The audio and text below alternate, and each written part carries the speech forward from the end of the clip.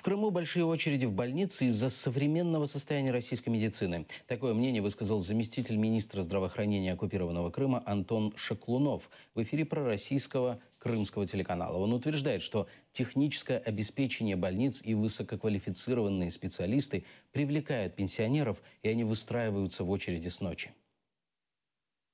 Если раньше для оснащения поликлиники требовалось стул, кушетка и молоточек и фондоскоп, то сейчас это уже и УЗИ, это и рентгены, это и КТ, и МРТ, и узкие специалисты, и различные лор-комбайны. И это большой комплекс мероприятий, которые проводятся.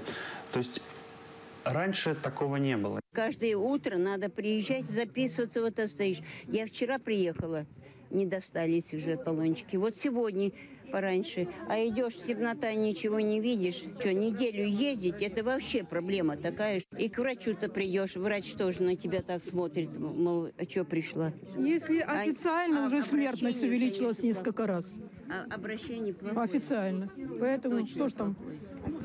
Терапевты вообще. Нету ничего, нету. Что ее принимать? Посмотрели и разговаривать не хотят. Конечно. Старая уже, что ты пришла? Говорят, ты уже старая, это по старости все болезни. Вот и все.